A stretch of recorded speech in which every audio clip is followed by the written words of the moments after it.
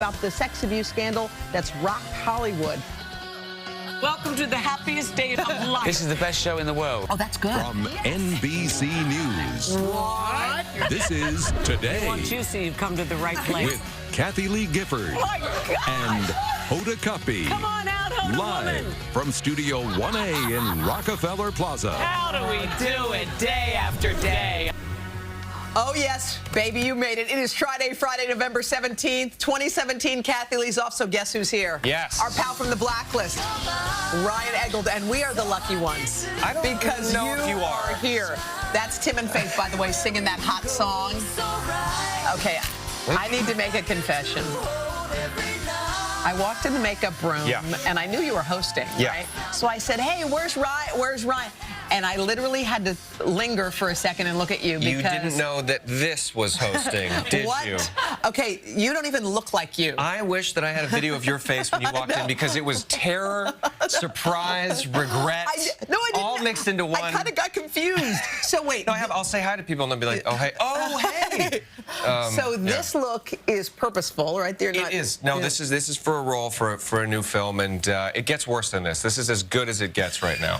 Yeah. Well, so when you get that buzz for your film, when they start, you know, cutting your hair and everything. Yes, right. Do you, like when we get our hair cut, women, we feel pain, like physical pain. Right. Like it hurts. Right. What's it like for you? Well, clearly I look so darn good that it felt great. No, I sat down in the chair. We did the this and the snatch and the everything, and I was like, I look fantastic. This is great for the role. And then I get home and I went, oh God, I look like this for the next 6 weeks. Yeah. What kind of role required this kind of a look? It's a period piece. It takes place in the 70s. So it's kind of a 70s thing, and it's a really topical film that deals with sort of issues we're still dealing with today. It's going to be, I think, really great. I hope. Okay, you don't want to give anything away. I get it. But we're about to give something away right now on our program. So if you don't want to hear this, I would advise you to hit the mute button. It has to do... Oh, yeah. This is a big spoiler alert, especially if you are a big fan of the Blacklist. So you may have already TiVo'd the last episode. All right, are we clear? You guys are muted. We good? You can't hear muted? us? Okay. Go ahead. So what happened to your character on the Blacklist? Thomas Jane Keene, that's not his middle name, is no more. I died. I'm dead. I had to watch myself. What? So can we do like an MTV Zoom? Woo, woo. It was strange to watch for me. Yeah. Wait. So what does that mean exactly for you and your character? There will be no Jon Snowing. He's a dead man. It was really sad to watch. It's 4.5 years. Of my life, and I've become a family, you know, with these folks, and I feel really lucky to have played this role. You know, so. Is there any part of this that you're still fooling us? Because look at you. You might be breathing. We don't know. You got a toe tag, but we don't know. We don't know. He is a trickster. God, Anthony Pepe did the makeup there. It was so creepy to see myself in a dead state. So it must be, you're right though, it must be weird after all those years together. It is. It's because it sinks in. It's like, oh man, I got to say goodbye to working with these people every day. I mean, I've made some friends that I'm going to be, you know, friends with for a long time. Yeah. So, but one of your pals who you work with, Elizabeth, you had a little kind of a date last night to a movie premiere. That's right. Yes, we did. Hey, who's the weird guy in the mustache? There's a beautiful girl next to him. So you guys went to a movie premiere, which is so crazy timely because it's a movie that Armie Hammer's in. We happen to have Armie on later. What did you think of the film? Absolutely adored it. When I saw this, it's called Call Me By Your Name, and when I saw the trailer, I thought this is going to be one of my favorite films of the year, and it exceeded my expectations. Terrific. Wow. Well, we look so forward to having Armie here because he's getting so much critical acclaim for this. He's lovely in it. For this movie, so we'll want to talk to him. Okay, but we want to ask a question because you know what? Some people like this look. All right, so we want to know what you guys think. We have a hashtag battle, so it's Ryan. Oh boy. It shouldn't be stash or no stash because you already. You guys are just encouraging hate tweets right now. Ryan stash or no stash. Okay, so in other words, do you like the old Ryan? I vote 100% no stash. Let me be the first vote. You look like a different person. Speaking of, I'm not allowed near playgrounds right now. Mothers hold their children close. It's really not a good time for me. Things are not going well. All my dates have been canceled. It's bad. Well, speaking of getting mean tweets. Yes. Oh, right. You know who's been getting them? Yes. Blake Shelton. Yeah. Blake Shelton is the sexiest man alive. Yeah. And I firmly believe that that title belonged to no one else other than Blake Shelton because he is that guy. He's, very charming, too. You know what makes him extra charming, too, is the fact, look, when people criticize anyone, often you don't want to repeat what they said because that's horrible. Right. But Blake didn't care. He does what we love. He leaned into it. He did. So he put out a video of himself reading mean tweets. So anyway, let's take a listen. Hear this. So I just wanted to read you some of my favorite mean posts. Woke up and saw Blake Shelton as the sexiest man alive. Did a bunch of celebrities die or something last night? Blake Shelton is sexy if you like a guy who's always about to lean in and tell you about a hearty, healthy American dog food. Blake Shelton looks like the dad in a drug commercial where they list off the side effects at the end while you watch him build a birdhouse. Blake Shelton isn't even the sexiest man at this Waffle House. Here's my favorite from Jonas. We may be living in a time of division and strife, but at least People magazine has united us in our certainty that Blake Shelton is not the sexiest man alive. Has anybody ever had it worse? That's bad. Don't you love him? He's wonderful. He's so funny. I think Colbert called him sexiest man in a Home Depot, which I thought was a low blow. I just think there's something about him. Anyway. No, he's great. He's so funny. He's charming. He's a great guy. Yeah. I will say I was up for that position, and then this happened, and I was out. And they gave it to Blake. That's the only reason. The only reason that Blake got it. Yeah. All right, nipping at his heels. All right, so you like to text, don't you? You text Sure, people. certainly. Is your text your go-to form of communication? Usually, yeah, unless you need to have a conversation. Okay, so you text first. Yeah. All right, so when you're texting, do you put punctuation in, or do you just kind of blow through? Not a bit. Usually blowing through. Okay. Usually blowing through. Not a ton. All right, do you ever use punctuation if you're trying to make a point? Yes. Like how? Give me a... It'll either be no exclamation or 7. Okay. It's one or the other. Okay. It's not. Do you ever say, I don't think so, period? Like you're saying, no. like, And I gotta so. say, I hate that because it kind of makes everything a little snarky or something. Yes. Like, hey, I'll see you later, Hoda, period. Like, there's something about it that just negates the sentence. I don't know why it does that, but it does. All right, they say that if you do add punctuation, you may be coming off as less sincere because it means you're kind of overthinking your tweet. It makes it sound sarcastic or something. It does. Yeah. Do you like lots of exclamation points? Like lots? Sometimes. I do too, and people say that that is like not cool to do. Or the double question mark, very popular. I like that too, the double question mark. Yeah. All right, I want to play a game with you. Okay. Let's play Never Have I Ever. Oh boy, this is going to be bad. No, I love this game. Never have I ever grown a mustache. Okay. Ready? Never have I ever broken up with someone in person. Not in person. Oh, not in person. Yeah. Not ever, never, not never. in person. Never. No way. Never? No. That would be terrible. I think that would be terrible. No, that's a shame. You can't do that. Don't you get a total pit in your stomach when you're about to? The absolute worst situation ever. And there's nothing you can say, and it's terrible. And you kind of apologize, and it sounds even worse. And I've been on both ends, so. Yeah. When you break up with someone, or when someone breaks up with you, where do you that never go? happens, obviously. Do you go to, like, a restaurant? Or no, oh God, don't make it worse. Don't make it worse. So then there's a dinner. When do you say it? And then it's like, are we going to get dessert after you just ripped my heart out? No. I think you just go to someone's place or just talk and get it done. Yeah. Okay. Never have I ever kissed someone whose name I didn't know. Yes. Oh my God. Oh, Yeah. yes.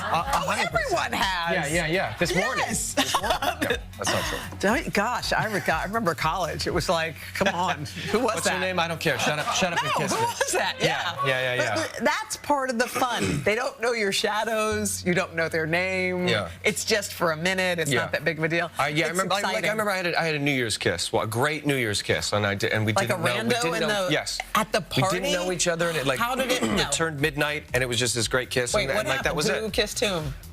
She kind of kissed me, but I was more than a willing partner, and it was great. It was like there was a kind of a mystery and a romance to it, and then just gone with the wind. It was like such a lovely. Yeah. Wait, she didn't come back and go, hey, nothing? No, that was it. It was literally like midnight. You're the guy. and we're done. And that was our whole.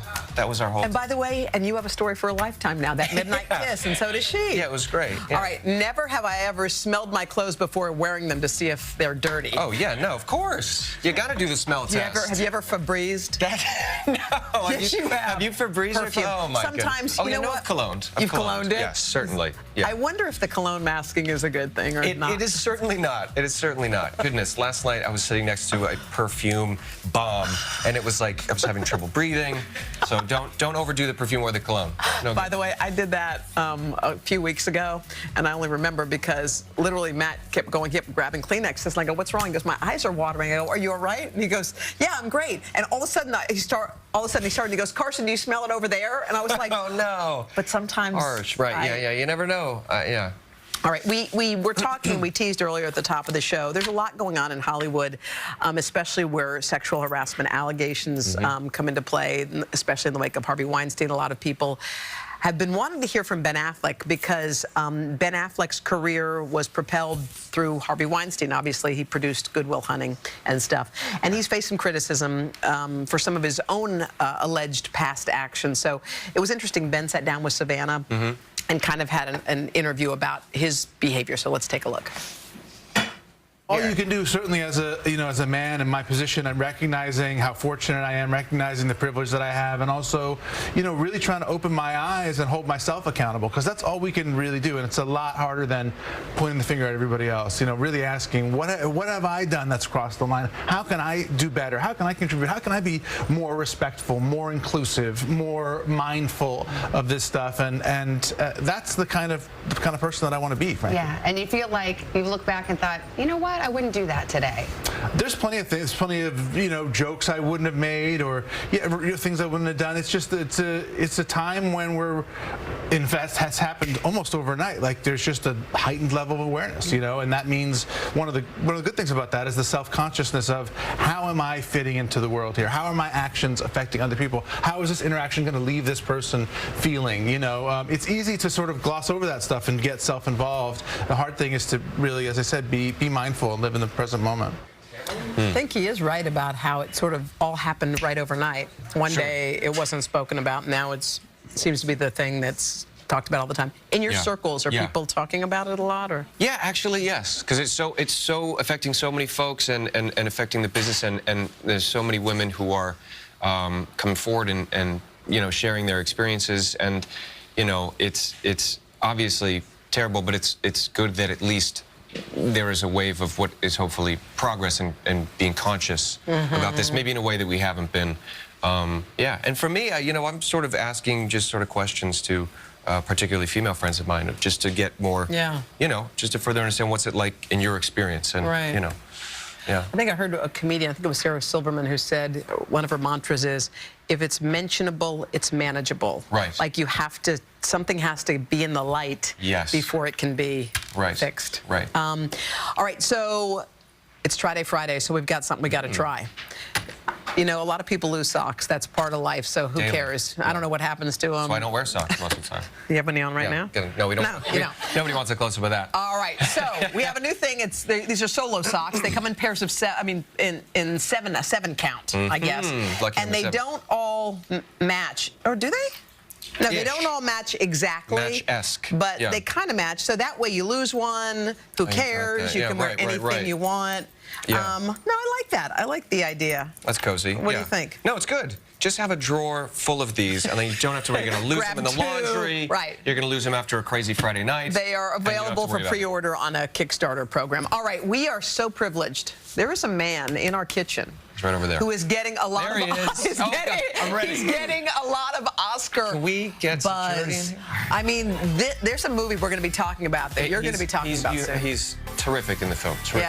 Yeah, he almost turned down this role, but we're grateful that he did not. Armie Hammer is with us, and we'll be talking to him right after this. All right, Ryan, do you know who we are sitting here with? I believe it's Armie Hammer. No, it's not just Armie Hammer, but it's People Magazine's sexiest risk taker. Oh, wow, now we're talking. Oh, no. Stop it. Look at that picture. We're digging you. We know you're not getting any Blake mean tweets, all right? You're getting all good tweets. Armie isn't gracing magazines. He's hitting the big screen, and his latest film, Call Me By Your Name, is already getting a ton of Oscar buzz. It's crazy. Armie plays a graduate student who falls in love with one of his professor's sons while living with their family at an Italian villa. Armie, welcome. Thank you, thank you. Okay, let's start off with the fact that this is getting such crazy critical acclaim. Were you surprised when you were reading Totally surprised. I mean, this is like a little tiny movie that we made for nothing. It was a passion project that everybody just believed in and everybody wanted to be a part of because we loved the story and we loved Luca, the director. So we went out to a little tiny Italian village in the middle of nowhere where nobody spoke English, and we shot this beautiful movie that we thought maybe no one will ever see, maybe a few people will see, and now it's getting kind of all this attention, and it's a wonderful icing on an already delicious cake. Yeah, and you get to shoot in Italy and the countries. That's amazing. I basically took the movie just for pasta. Yeah, right? Yeah, I was like, Italy, pasta, I'm in. Yeah. Now, I heard that you were thinking about not taking this film. Yeah. Now, why did you decide ultimately to do it? I was nervous because there's no distractions in this film. There's no special effects. There's no green screen. There's no monsters. This movie sort of only propels itself on like the emotional moments that happen between all the characters, and that's kind of a daunting thing as an actor because if any of those moments don't work, the movie doesn't work. So if anything rings false, it just doesn't play. And you're trying to have chemistry with a guy who, first of all, you hadn't met. Never. I met him when we got to Italy. Okay, that's a little weird. So how did you begin that? Because chemistry obviously isn't just a physical thing. It's like you have to feel connected. So how did you guys achieve that? You know, I got to Italy and I sat down with the director, Luca Guadagnino, and we talked for a while. And then I was like, okay, great. Where's Timmy? And he's like, oh, no, he's in a piano lesson right now because he had to learn to play the piano for the movie. And I go, yeah, but where's the piano lesson? I go, no, he's in a piano lesson. I go, I don't care. I'm going. So I bust in and I'm like, hey, and we had like a big hug and this whole thing. And then we spent 3 weeks before the movie kind of rehearsing and riding bikes around the city, and he showed me around, and we just talked about documentaries, we talked about movies, we shared music with each other, and we just kind of built like a really nice friendship. Wow. Your guys' relationship on screen is fantastic. Really, it's wonderful. Yeah, there's not a dishonest moment in the film. Yeah, Ryan got to see it last night. What are you thinking? You were with Ryan last night? Yeah, so you were at the premiere. Yeah. Okay, so what was it like being in the audience and listening to people react? I didn't stay. Oh, you didn't? No way. I went to go get dinner. I was like, hi. As soon as the lights went out, I was like, I'm out of here. Let's go. Can we talk about the other part of your awesome life? Your beautiful wife is here. You were just FaceTiming with your daughter. I was, I mean, watching you FaceTime her is like just a beautiful thing to see. Those children have changed everything, haven't they? Oh, for sure. I mean, it's like, it just adds like, that's them. That's Harper and our son Ford. It's the best, you know. It's like the most rewarding, amazing thing, and you're also growing a little human, which is kind of crazy. Yeah. Well, your adorable wife is here with you, which always makes us happy. Where is she? Where's my wife? Look at her just hanging out on the side, getting bored just like she does. As usual. As usual. We are so happy for your success in your life, Armie. Thank you for coming to see us. Call Me By Your Name. Don't forget that title. It hits theaters on November the 24th. One of the best movies this year, hands down. They are country music people's power couple. Tim McGraw, Faith Hill, they're making sweet music together after this. Sweets. The City Concert Series on Today is proudly presented to you by City. Oh, the time has come. Tim McGraw and Faith Hill are about to kick off your weekend with a brand new song. Singing Telluride off their new album, The Rest of Our Life. Here are Tim and Faith.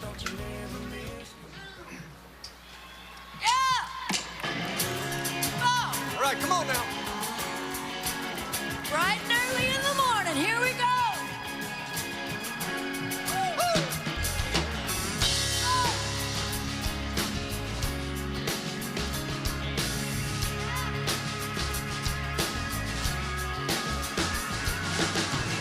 Me up in a beat-up cutlass just south to Telluride.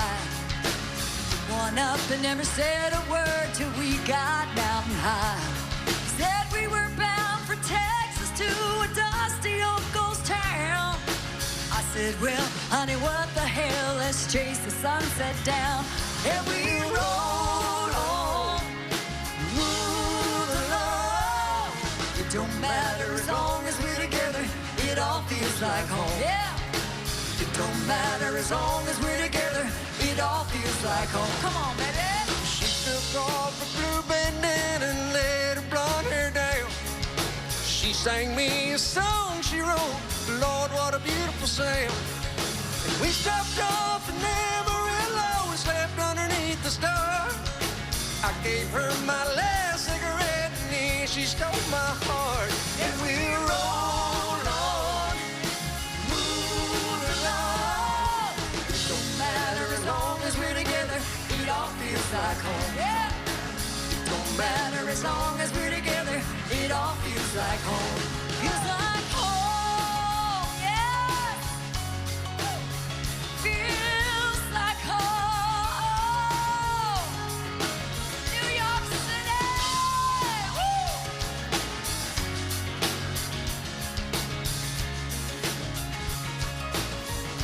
Come on, Bobby. All right, Bobby, come on.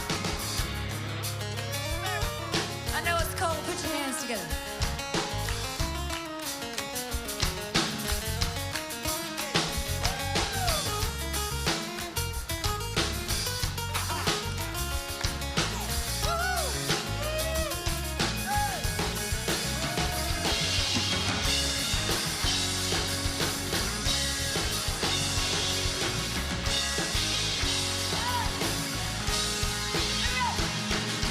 Vagabond and a gypsy fool out here on the run, playing songs for not much cash, but Lord, we sure had fun.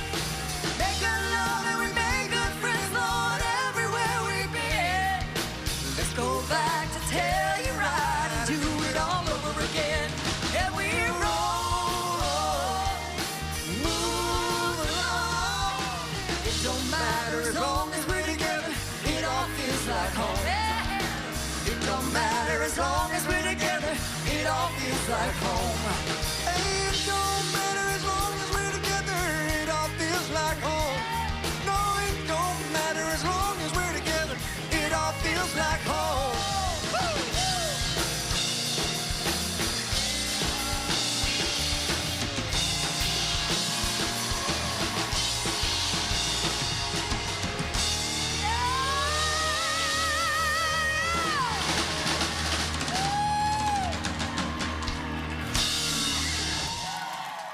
Pampers. Pampers is proud to support the littlest fighters this World Prematurity Day. Today is World Prematurity Day, a global effort to raise awareness about preterm births. And just look at this, what Bobby has in her hand. That little thing is a tiny diaper, and it shows just how fragile and tiny those lives are. And every day, it's the hard work of NICU nurses that not only help these babies thrive, but provide comfort to their families. Bobby, we love you because you do these kind of stories, but you got the chance to surprise one of these amazing nurses.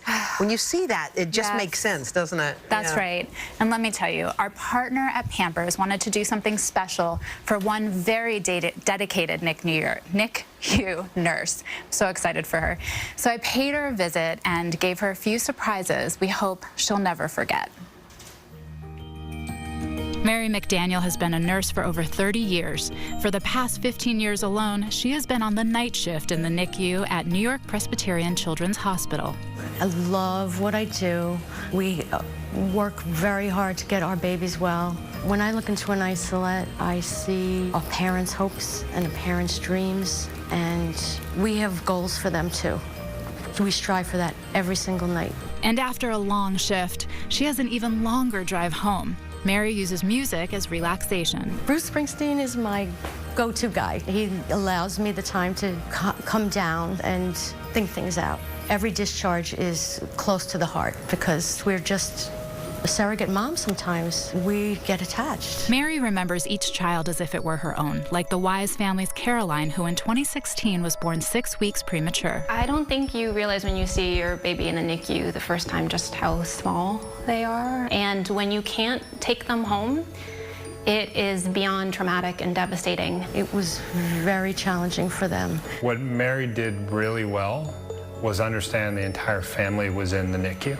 Mary becomes part of the family. Mary does not live close to New York City, so it was a hike every time she came in. Even if it meant staying after shift, even if it meant staying longer with us. She showed us pictures and helped us understand how Caroline was doing. and made us feel like we were there with her. Just to have that presence of mind at the end of a 12-hour shift when it's dark and cold out and you're just trying to get home, I think spoke a lot about who Mary is. I think anybody that was with Caroline loved every second of being in the room with her. Finally, after 4 months in the NICU, it was time for Caroline to go home. Knowing that Caroline was well, it was a joy and a little bit of heartache, how much I was going to miss her. But it was amazing because they just wanted to be parents, and we were able to give that to them. I wasn't here when they went home. I work at night, so I don't get to see them leaving. We never really got to say the proper thank you and goodbye that Mary so really deserves, so we're really excited about being able to see Mary. And so were we. We partnered with Pampers to give Mary a surprise of a lifetime. She's an incredible nurse. Like so many of the NICU nurses, they have such a challenging and rewarding job. So a lot of what we do is go into hospitals and talk to these nurses and build relationships and understand exactly how we can play a role and make a difference for these babies. They also wanted to make a difference in Mary's life by pampering her with a trip to Tampa for a medical conference, a spa certificate, as well as medical rocking chairs and Thanksgiving meals for the NICU ward. Oh, and of course, they couldn't forget about Bruce Springsteen. We have 2 tickets for you to the sold-out Broadway show for a night of your choosing to go see the Bruce Springsteen show on Broadway. Thank you. Oh, that isn't the only surprise. We have a very special family that wants to come and say hello.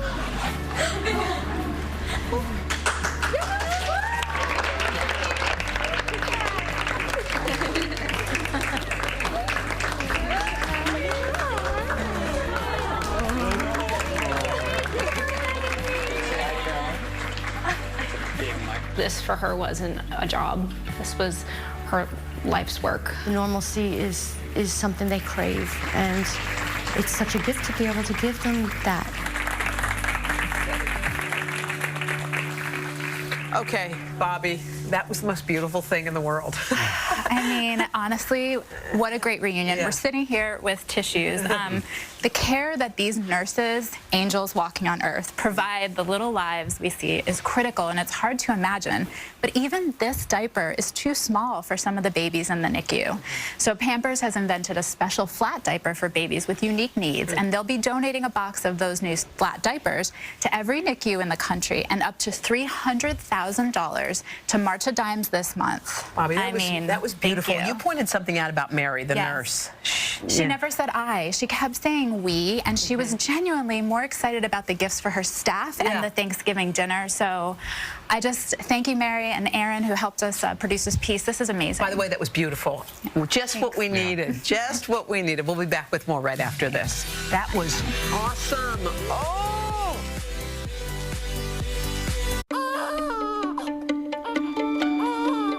From the first moment you met, it was love at first touch. And all you wanted to do was surround them in comfort and protection. That's why only Pampers Swaddlers is the #1 choice of hospitals. To wrap your baby in blanket-like softness and premium protection. So that all they feel is love. Before we go, we want to wish a happy birthday to the president of NBC News, our pal, Noah Oppenheim. Happy birthday, young man. You're looking good. Celebrate. All right. And wait, we got to find out about your stash results. Oh, boy. What happened? What are the results, everybody, please? Oh, wow. Okay, now, who is the third who said they're into it? Okay, we're gonna can we get to the bottom of this? Ryan? Can I tell you, my mom just voted for no? We love you. Just adamantly. Goodbye. Have a great weekend. See you guys. See ya. Bye. Julie Lightbourn is the chef at Sip Sip at the Cove on Paradise Island in the Bahamas, you lucky devil. Yes. Sip Sip? Sip Sip. Means? Gossip. In the Bahamas, we say to each other, hey, man, what's the sip sip? What's the dirt? What's the buzz? Sip Sip? Who were you with last night? We're already digging it. Oh, I like that. All right, girls, so we're going to make some dip. Yes. Okay. Sip, sip, dip, dip. Okay. Right. Good. Ready. So what ingredients do we need? So the first thing we need is cream cheese. We, of course, need lobster. This is Bahamian spiny lobster. We have sour cream, artichoke hearts, Parmesan cheese, fresh lemon juice, roasted garlic, and cayenne pepper to give it that zip. Okay. The first thing you got to do is... This garlic rind. That looks really good. This is the good stuff. So you cook that up? So, yeah, so all you do is cut the heads off the top of the garlic cloves or all the way around. Yeah, and how much olive oil? Plenty olive oil. Plenty, all right. Almost to cover. Okay, and so then you're baking sprinkle it with some kosher salt. Got it. It looks like this. All right, and then the cloves go in here? Yes. Okay. 2 heads get squeezed in here. You use your lobster if you need. Let's watch this. This is Bahamian. This is how you do it. You just girl, you don't. She doesn't need a hammer. She needs nothing. This is Bahamian lobster. Okay, so you crack the shell off. You crack the shell and you just peel it. Okay, and then you take that. And then, Look how beautiful that is. So you put that in here as well? Well, later on you can use it, but this is mainly what we use for the lobster quesadilla. All right, why don't you come on down? We'll assume that's out and good. All right, so we're going to cook. Want me to squeeze that or no? I think we're all right. We'll start adding things here. We got some in here already. And what's this you're putting in, So this is softened cream cheese. Full fat, right? Yes. You got to do it. Full Irish dairy tradition. And what's this right here? That's some more cream cheese because we're going to, cream cheese going on. So, I like it. Well, you know, a lot of these dips, they require mayonnaise, but we don't do that. We like it better like this. So you pulse that up for a while. Then you can put your cayenne right in there. And you can put some of your lemon juice in. Okay. All right, so now we're down here. Let's fold in some ingredients, shall we? All right, so you've got, is that the lobster right there? Yes, this is the lobster. We're using Maine lobster today. These are the artichoke hearts. Oops, sorry, but briefly, that's good that's very good. Briefly pulsed in the processor. Sour cream. Okay, you got that. Here we go. And some lemon. See how easy this is to make? I can't believe how simple that is. Perfect for the holidays. So you just sip it and you cook that right on the stove? Yeah, so we heat it up there. Yeah. Put it into the lovely chafing dish. Sprinkle it with Parmesan cheese. Here, get after that. Really? Can I have a bite of this? Oh, yeah. You're right. You got to little. Here. Oh, get out of here. Dunk it in. Just dunk it. Hold on. I'm going to try right now. Hold on. Oh, my God. Oh, my God. That's what they come to sip for, the lobster quesadilla. Heaven. The recipes on today.com/food. Holy moly. Delicious. And at the Cove. We'll be right back after this. Stop it.